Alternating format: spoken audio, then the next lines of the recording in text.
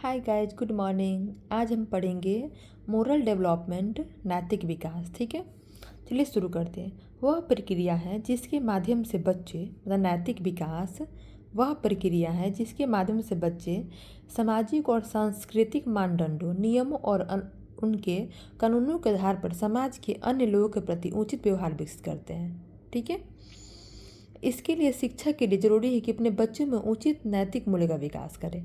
ठीक है, तो मतलब एक कानून के आधार पर और मानदंड के आधार पर समाज के अन्य लोगों के प्रति उचित व्यवहार विकसित करते हैं। तो किसी के प्रति गलत व्यवहार विकसित नहीं करें, मतलब नहीं करें।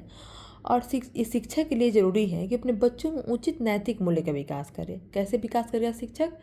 शिक्षक ऐसे विकास करेगा कि बच्चों को सही चीज़ सिखाएगा। जैसे कैसे किसी को बोलना है, कैसे किसी को विश करना है, सब सिखाएगा। मतलब इरिस्पेक्टफुली बात नहीं करना है। अब आती है जीन पियाजे। जीन पियाजे इसके बारे में बताए थे, तो जीन पियाजे के बारे में हम लोग पढ़ते हैं। कह रहा है यहाँ पे बता रहा है पियाजे के पियाजे के इस शताब्दी में बच्चा नैतिक विकास एक नई अवस्था में प्रवेश करता है। ठीक है, वह 6 से 7 साल की आयु में नैतिक विकास की अवस्था में प्रवेश करता है, जिससे मूर्त संक्रिया की अवस्था में प्रवेश करता है। मूर्त मतलब आपका हो गया आपका फॉर्मल। ठीक है, अब कह रहा है कि पियाजे ने नैतिक विकास के 2 चरणों में विभाजित किया। नैतिक विकास कितने चरणों में विभाजित किया है? 2 चरणों में। कौन कौन? विषम नैतिक या नैतिक यथार्थवाद, दूसरा है स्वायत्त नैतिकता या सहयोगी नैतिकता के चरण। ठीक है, चलिए हम फर्स्ट दोनों के बीच में हम पढ़ लेते हैं इसे डिफ्रेंसिएशन करके। इसे रियलिज्म का बोलते हैं, यथार्थवाद बोलते हैं। मतलब रियलिस्टिक 5 से 10 साल होता है, ये 10 से ऊपर होता है। ये होता है कि सपोर्ट के रूप में करते हैं। इसमें तो अधिकार से आती है शाश्वत अपरिवर्तनीयता, come from authority, eternal and unchangeable, और चेंज नहीं होती है। इसमें होता है को constructed with others rules are rational, मतलब दूसरों के साथ सह निर्माण किया। अच्छे दोस्त के साथ रहता अच्छी चीज़ सीख लिया, ये ऑटोनोमस। इसमें एक दृष्टिकोण पर केंद्रित होता है। इसमें अनेकों मल्टीपल दृष्टिकोण पर अलग अलग बच्चों के साथ रहा, अलग अलग चीज़ सीखा। क्रिया के लिए प्रेरणा पर विचार नहीं किया जा सकता है। ठीक, इसमें विचार किया जा सकता है। ठीक है, चलिए नेक्स्ट पॉइंट पर बढ़ते हैं। अब बात करते हैं यहाँ पे परिणामों पर ध्यान दें, परिणाम पर ध्यान केंद्रित नहीं करता है। ठीक है, इसमें दुर्भाग्य को नैतिक दुष्कर्म की सजा के साथ भ्रमित करता है, प्राकृतिक दुर्भाग्य को। इसमें तो ऐसा कुछ नहीं करता है। इसमें प्रायश्चितात्मक सजा के लिए सजा होता है।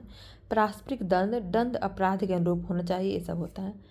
ये होता है कोहलबर्ग क्या है? इसमें है कि आपका एक अमेरिकी मनोवैज्ञानिक थे लॉरेंस कोहलबर्ग ने नैतिक विकास के सिद्धांत का प्रस्ताव दिया। उन्होंने अपने सिद्धांत में नैतिक विकास का एक व्यवस्थित अध्ययन प्रस्तुत किया, जिसे 3 स्तरों और 6 अवस्थाओं में वर्गीकृत किया गया। ठीक है, जैसे देखिए अब 3 स्तर, 3 लेवल, 6 उसका सब लेवल हो गया। पहला है मोरियलिज्म। ठीक है, इसमें नैतिक यथार्थवाद, नियम स्थिर और कठोर होते हैं। हम नियमों को नहीं तोड़ सकते, अगर हम नियम तोड़ते हैं तो हमें सज़ा मिलती है। ठीक है, दूसरा है मोरल कॉपरेशन।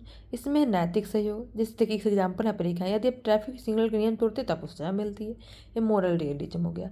मोरल कॉपरेशन में क्या हो गया? नैतिक सहयोग, यदि आपका इरादा सही है तो आप नियम तोड़ सकते हैं।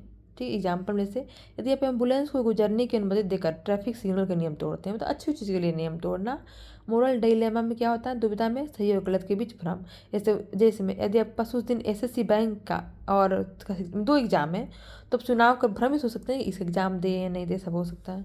मोरल रीजनिंग में, नैतिक तर्क में, यह सही है और गलत के प्रश्न के निर्णय में शामिल एक सोच प्रक्रिया है। ये सही राजनेता को वोट देना नैतिक तर्क है। तो बहुत सोचे दोनों में अंतर, फिर उसको दे, ये नैतिक तर्क है। अब बात करते हैं यहाँ पे 3 लेवल एंड 6 सब लेवल। ठीक है, 3 लेवल का स्टेप हो गया आपका step 1 punishment and obedience orientation. ठीक है, अब बिना पनिशमेंट के डर से कोई काम करना, ये सब दिखा रहा है। ठीक है, पूर्व परंपरागत, ठीक है, प्री कन्वेंशनल, गाइस थोड़ा हिंदी में हुआ है। अब ओबीडियंस एंड पनिशमेंट, आज्ञाकारिता और सजा इसमें आता है। इसमें व्यक्तिवाद और विनिमय आता है।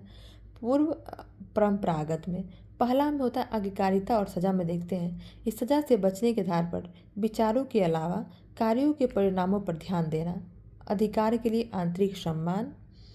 व्यक्तिवाद और विनिमय में सही व्यवहार वे हैं जो स्वयं को सर्वोत्तम हित में है, जैसे मानसिकता के लिए शीर्षक आदि। ठीक है, कन्वेंशनल परंपरागत में देखते हैं पारस्परिक संबंध, प्राधिकरण और सामाजिक व्यवस्था। अच्छा लड़का लड़की का व्यवहार व्यक्तियों को सामाजिक भूमिकाओं को भरने के रूप में देखता है। कानून और व्यवस्था सर्वोच्च आदर्श के रूप में देखता है। ठीक है। सोशल कॉन्टेक्ट में आपका आता है कि दूसरों को भिन्न भिन्न मूल्य हैं ये सीखना शुरू करना। यह महसूस कराता है कि कानून ससंगति पर निर्भर है। सार्वभौमिक सिद्धांत में होता है आंतरिक नैतिक सिद्धांत विकसित करना। अब यहाँ पे जो कारल गिलिगन उनके बारे में हम पढ़ते हैं कि नैतिक विकास पर गिलिगन का शोध इस बात पर केंद्रित है कि सामाजिक अंतःक्रिया और संबंधों से महिलाओं को नैतिकता कैसे प्रभावित होती है। उन्होंने कहा कि महिलाएं अपनी नैतिक और सदाचारी नींव का आधार बनाती है और उन्हें फैसले दूसरों को कैसे प्रभावित करेंगे। कारल गिलिगन का कहना है कि नैतिक सोच के बाद के पारंपरिक स्तर पर 2 प्रकार के चिंतन के आधार पर सामना किया जा सकता है। गिलिगन के साथ 2 मुख्य विचारों देखभाल नैतिकता आमतौर पर महिलाओं में पाई जाती है और न्याय नैतिकता पुरुषों में पाई जाती है। उनका तर्क है कि पुरुष और महिलाओं के बीच के अंतर सामाजिक प्रभाव और लिंग अनुकूलन का उत्पाद है। वो इस बात पर जोड़ती है पुरुषों तुलना अक्सर महिलाओं को मतलब थोड़ा सा महिला कम सोचती है, पुरुष ज़्यादा सोचता है।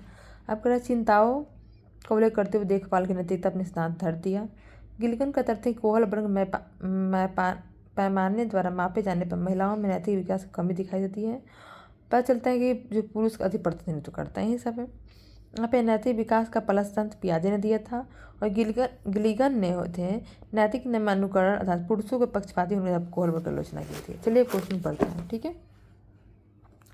कोहलबर्ग के अनुसार 7-8 वर्षीय बच्चों में नैतिक निर्णय लेने का आधार क्या है। ये सब क्वेश्चन है, क्वेश्चन बनाना है, आप देख लीजिए, बना के कॉमेंट में कितना आपका सही हो बता दीजिएगा। ठीक है, फिर हम नेक्स्ट पढ़ेंगे। चलो गाइस, फिर नेक्स्ट वीडियो में डालेंगे, अपलोड करेंगे और अच्छे से बनाएंगे।